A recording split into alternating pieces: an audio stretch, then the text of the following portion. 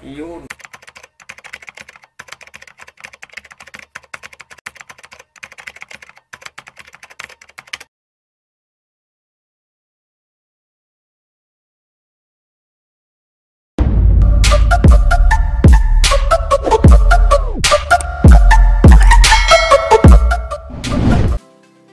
Yan mga kagamba, dito tayo sa Santa Cruz, Laguna. Diniliberan natin dito si Sian. Ayan o. Shout out po sa nanay ko, may Bautista. Iyon. Sino ba? Yung pinsan ko po, si Miguel. Iyon, si Miguel daw. Ayan. Thank you sa'yo Sian. Ayan, sinadya ko si Sian para magkaroon siyang gagamba. Ayan, 4 na box kinuha niya. Ayan o. Ano masasabi mo Sian? Salamat po. Ayun. Thank you ha. Sa mga sakmal, hindi pong kalimutan si Tatay Mendo, supportahan, like, subscribe, and share sa kanyang channel. Yun lamang po mga sakmal. Bye-bye! Yun, magandang araw ulit mga kagamba. Welcome back to my channel. Yun, yung mga scammer yan, kakagulo sila mga kagamba.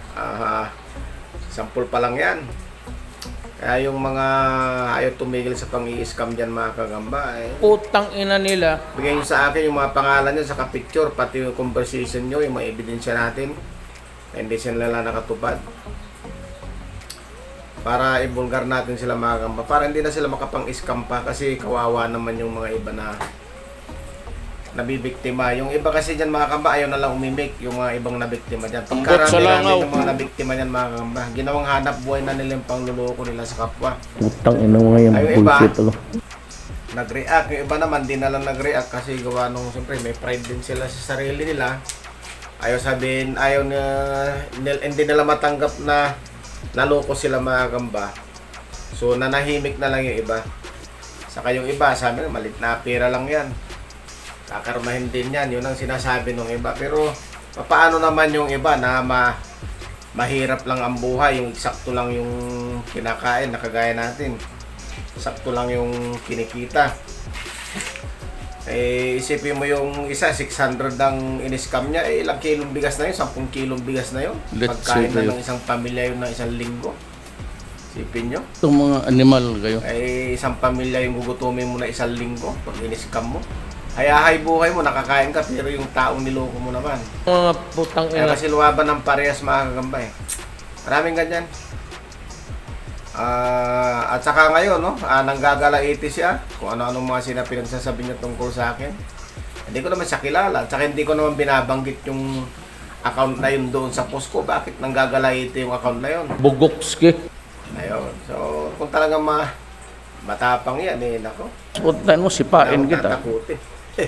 Handa na tayo mga gamba. Pag tatakutin tayo, baka manervyos ako makurot ko pa yan. So yun, yung mga isyong ganyan mga gamba, hindi natin titigilan yan para sa kapakanan ng lahat. Yung iba kasi, siyempre, nagsasabi hayaan na. Sa atin na mga gamba, hindi natin matanggap na marami pa silang maluloko. Napakahirap ng buhay sa panahon ngayon. Panahon ng pandemya at saka scamdemic. Sila sumasabay din sa pag-i-scam. Bago tayo magpalaban mga kamba, shoutout muna kay Lito Balita ng Lipa, Batangas, kay Jomar Balita, kay Rico Garcia ng Lipa, Batangas, kay Sir Alan Alcansi ng Lipa, Batangas, kay Kusuo Takara, yan. Kusuo Takara, Sian Gaming PH, yan. Aldrin Salihan, yan. Shoutout sa inyo Si Agmi PH, yan. Shoutout sa iyo. Si Bubbles TV, si Julius Kiros, yan mga gamba. Shoutout din sa iyo Kasakmal. Ayan. So, yung mga magpapa-shoutout mga gamba, mag-comment lang dyan sa baba. Pa-shoutout kayo diyan para susunod na vlog natin ay shoutout natin. Saka lagay nyo kung taga saan kayo para mababanggit yung lugar nyo, para alam na ikaw yun. Ayun, so yung mga iba dyan na nabiktima, lantad nyo na yung mga yan para matigil na yan. At saka ngayon mga gamba, kasi hindi pa panahon ng mga Bisaya na gagamba na yan. Pag sinabing Bisaya, galing South mga gamba, umpisa Masbate hanggang doon sa may dulo sa Jinsan. Kailan lang lumabas yung Jinsan na yan? 2019 lang lumabas yan mga gamba. Napag-alaman nila kung paano ipadala yan. So So, nung natuto sila, pinapadala sa courier. Ayan, yung iba nangi-scam na. Kasi yung iba naman kasi, naghahanap pa ng mas malaki. Naghahangad sila ng mas maganda, mas sariwa daw. Kaya rumirikta yung iba doon sa mga hunter. Yung ibang hunter kasi nasa group, nagpo-push yung mga yan. So nagkakausap-usap sila online. Ayun, hanggang sa nagkasundo, pinadala ng pera yung ugok na scammer. Na-scam naman itong mabait na tao na hindi niya inaasahan. Ang panahon ng Bisaya mga kagamba para bumaba yung mga presyo niyan, September mga kagamba. Tandaan nyo, September, hindi ako nagkulang, lagi kong sinasabi. September yan mga kagamba, marami ng Bisaya, mananawa kayo at mas mura. Dati ang binta ko lang ng good niyan, 20 pesos, 25, galing Cebu. Yung TM nga nakaraan lang, 12 pesos lang, 15 pesos lang bintahan ko rito. Nag-iinarte pa yung iba na maglalaban. Ganyan talaga mga gamba. Pag marami mong pagpilian, nag-iinarte. Pag kunti mapagpilian na napakamahal, nag-reklamo naman, mahal daw. Hindi nga panahon eh. Ganyan mga gamba, mag-isip lang tayo. Pag kunti ang supply, mahal. Pag dumagsa ang supply yan, bagsak presyo na yan. Mga gamba, at huwag nyo nang aasahan na yung banusan na makukuha dyan sa South ay may kasama pang mga seleksyon. Huwag nyo nang asahan yan mga gamba. Ibinibinta na nila online yan. Tinatanggal na nila yun. Nagkaroon na silang idea paano ibinta. Tanggalin nila yun, ipopost nila. Yun. Pagka nagkasundo, papadala ang pera, papadala gagamba. Ganon yun mga gamba. Ay, siyempre hanap buhay nila yan eh. Kaya yung mga ibang supplier dyan ng Masbate, Cebu, Jinsan, yung maliliit, bato nyo sa akin. Kaya lang, siyempre, mababa rin ang presyo. Ganon yun. Yung iba kasi, nahirapan sila magbinta. Kasi tinanggal na nila yung malalaki, yung maliliit din na nila mabinta. Ayan, yan ang nangyayari dyan. So, ang gawin nyo, tanggalin nyo lang ang malalaki, ibenta nyo sa akin maliliit, sa tamang presyo. Pag nagkasundo tayo, lahat maliit, iba't tambak nyo sa akin. Akong bahala yan. Hindi kayo malulugi sa maliit. Bahala na kayo magbenta ng malalaki na yan. Kano, tawag nila sa akin, pero iwas tayo sa pera muna bago gamba. Padala nyo muna gagamba rito. I-video call kita pagdating dito. Titingnan natin. Tanggalin pa tayo bago bayaran yung buhay. Ganon yung mga gamba. Ganon dapat. Hindi yung binabayaran nila patay. Papadala. Malay nung isa na namatay na dyan sa pudir mo, tapos pinadala mo. Ganon yun mga gamba eh. Kaya may kailangan lang parehas. Video call kayo, tapos bago buksan. O tapos papakita sa'yo, papanoorin mo. Saglit lang naman yun.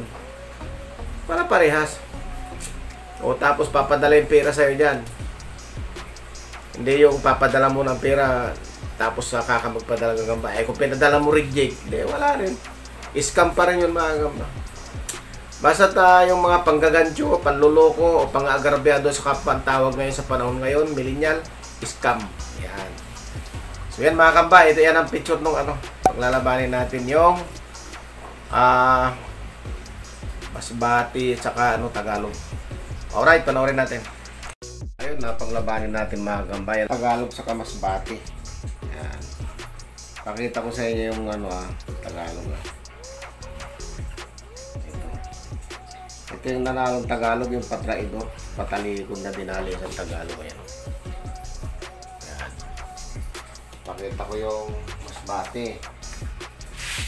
Matagal na itong mga Masbate mga gamba, buwan na ito sa akin, naalagaan ko. Nalagay lang sa pahamukan na yan. Ayan. Ano lang yung mga TM yan. TM tugod yan eh. Alanganin TM, alanganin sagot. Tignan natin mga gamba kung magbibigay ng magandang laban to. Nako. Itong style nitong Tagalog kasi patulog-tulog to lagi. Kagaya nakaraan na laban niya. Tinalo niya yung kampanya Tagalog. Kinagat niya, biglang namatay na yung kampanya Tagalog. Ayaw marap mga gamba. Oh. Bahala ka na. Ayaw mo marap eh. Kaya style niyan mga kambay, umarap eh. Bigla niyang dadakmain. Wala na, napitan ka na oh. Ay pag umalaw, ayan oh. Oh, ayan na. Takmain mo na. Tingnan natin. Yan na. Lumalaban din masbate. Tumakbo. Nanakbo. Ayan na. Oh. Hindi niya mahuli mga kambay. Ayan.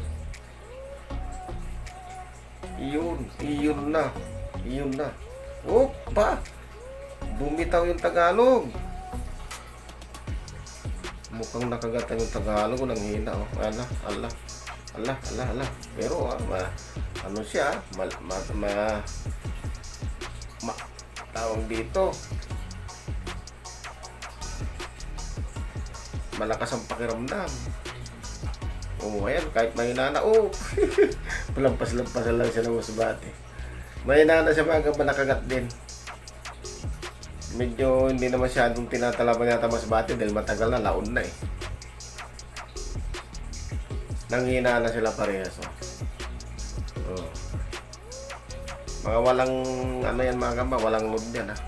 Ayan na. Oh, bumalikos ka. Yan, harap. Kumagat na. Oh, sinasaputan niya. Oh, pati hulog yung masbate. Talong masbate rito. Dalawang hulog na siya eh. Kaya lang mahina na sila parehas eh. Tingnan natin kung anong mangyayari pa. Oh, wala na. Talong masbate mga kagamba.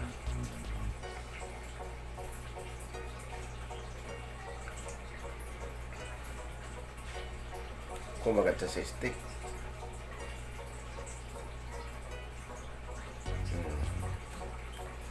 Hindi rin niya masaputan to kasi mahina na rin yung Tagalog.